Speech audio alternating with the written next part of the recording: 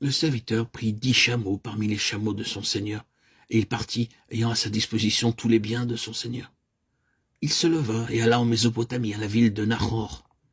Il fit reposer les chameaux sur leurs genoux, hors de la ville, près d'un puits, au temps du soir, au temps où sortent celles qui vont puiser de l'eau. Et il dit, Éternel, Dieu de mon seigneur Abraham, fais-moi, je te prie, rencontrer aujourd'hui ce que je désire et use de bonté envers mon seigneur Abraham. Voici, je me tiens près de la source d'eau, et les filles des gens de la ville vont sortir pour puiser de l'eau. Que la jeune fille à laquelle je dirai, penche ta cruche, je te prie, pour que je boive, et qui répondra, bois, et je donnerai aussi à boire à des chameaux, soit celle que tu as destinée à ton serviteur Isaac. Et par là, je connaîtrai que tu uses de bonté envers mon Seigneur. Genèse 24, 10, 14. Parfois, nous pouvons choisir un certain signe et demander au Seigneur de l'accomplir. Toutefois, ce signe n'est pas toujours nécessaire. Eliezer présente un signe particulier à Dieu, afin d'être sûr de choisir la bonne épouse pour le fils de son maître. Au départ, il ne connaissait pas lui-même le moyen qui lui permettait de trouver la personne désirée. Néanmoins, il entreprit le long voyage et s'arrêta à l'heure de Dieu. Il plaça alors Dieu devant un signe très difficile, mais Dieu l'accomplit et confirma sa volonté à propos de ce choix. En avril 1938, alors que j'étais à Pune, le Seigneur me parla et me dit de m'en aller vers le sud. Aussi je priais, Seigneur, j'ai reçu 30 invitations du nord de l'Inde. Maintenant, si tu veux que j'aille vers le sud, permets que je reçoive une lettre en provenance de Madras. En cette même journée, je reçus une lettre envoyée de Madras, comme une évidence de sa volonté, et de me déplacer en direction du sud.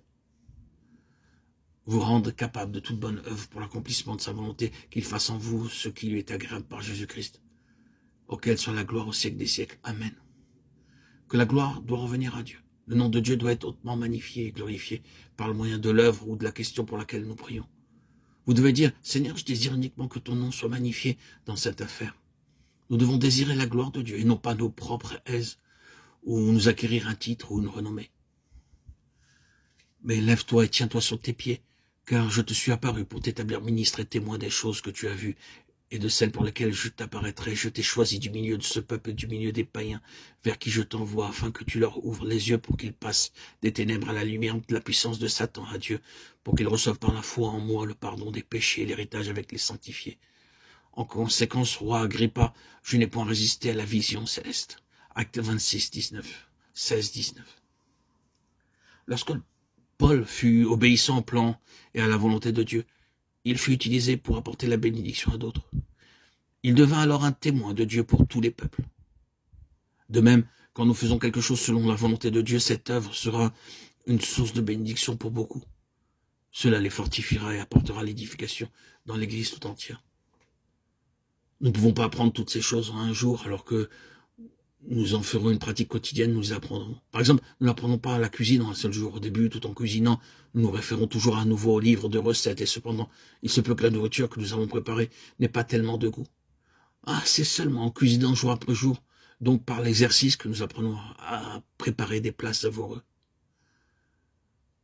Je peux dire, en tant que témoignage personnel, que j'ai pris comme principe de n'aller nulle part sans avoir trouvé la volonté de Dieu à ce sujet. Frères et sœurs en Christ, bien-aimés, mes chers amis, auditeurs, auditrices, que Dieu vous aide à faire également de ce principe votre vie pratique. Que le Seigneur nous enseigne à tous la façon de découvrir sa volonté et qu'il nous aide à devenir sages à ses yeux, selon Éphésiens 5, 18. Ne vous enivrez pas de vin, c'est de la débauche. Soyez au contraire remplis de l'esprit.